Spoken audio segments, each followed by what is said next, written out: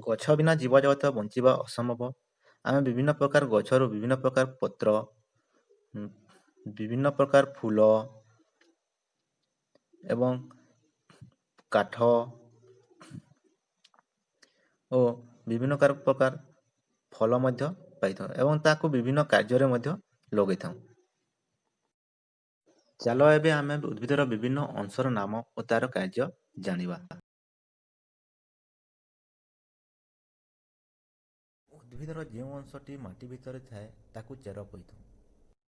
ଉଦ୍ଭିଦରେ ଦୁଇ ପ୍ରକାର ଚେର ଦେଖାଯାଏ, ପ୍ରଧାନ ଚେର ଓ ଶାଖା ଚେର। ଚେର ଗୁଡ଼ିକ ମାଟି ଭିତରକୁ ଯାଇଥାନ୍ତି ଓ ମାଟିକୁ ଦୃଢ଼ ଭାବରେ ଜାବୁଡ଼ି ଧରିଥାନ୍ତି। ତେଣୁ ଯେତେ ପବନ ବହିଲେ ଓ ବର୍ଷା ପାଣିରେ ଗଛ ସହଜରେ ଉପୁଡ଼ିଯାଏ ନାହିଁ। ଗଛ ମୂଳରେ ପାଣି ଦେଲେ ମାଟିରେ ଥିବା ଖଣିଜ ଲବଣ ପାଣିରେ ମିଶିଯାଏ।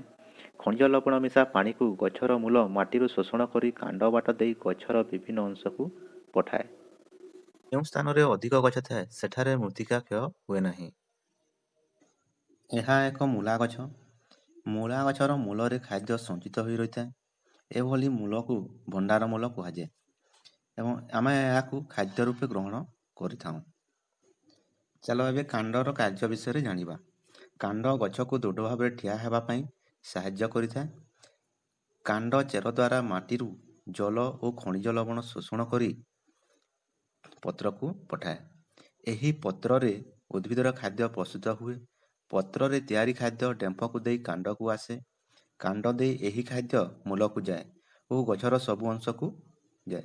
ତେଣୁ ଖାଦ୍ୟ ସଞ୍ଚରଣରେ କାଣ୍ଡର ଭୂମିକା ଗୁରୁତ୍ୱପୂର୍ଣ୍ଣ। ଆମେ ଦେଖୁଥିବା ଆଳୁ, ଅଦା, ପିଆଜ, ରସୁଣ ଆଦି ମାଟି ତଳେ ରହୁଥିଲେ ମଧ୍ୟ କାଣ୍ଡ ଏଗୁଡ଼ିକୁ ସଞ୍ଚୟକାରୀ କାଣ୍ଡ। ପତ୍ରରେ ବହୁତ ଗୁଡ଼ିଏ ଛିଦ୍ର ଥାଏ। ଏହି ଛିଦ୍ର ବାଟ ଦେଇ ବାୟୁ ପତ୍ର ଭିତରକୁ ଯାଏ। ପତ୍ରରେ ଥିବା ସବୁଜ କଣା ପତ୍ରକୁ ସବୁଜ ରଙ୍ଗ ଦେଇଥାଏ ଏବଂ ଏହି ପତ୍ରରେ ଖାଦ୍ୟ ପ୍ରସ୍ତୁତ କରିଥାଏ। ସେହି ପ୍ରକ୍ରିୟାକୁ ଆମେ ଆଲୋକ ଶୋଷଣ ପ୍ରକ୍ରିୟା କହିଥାଉ।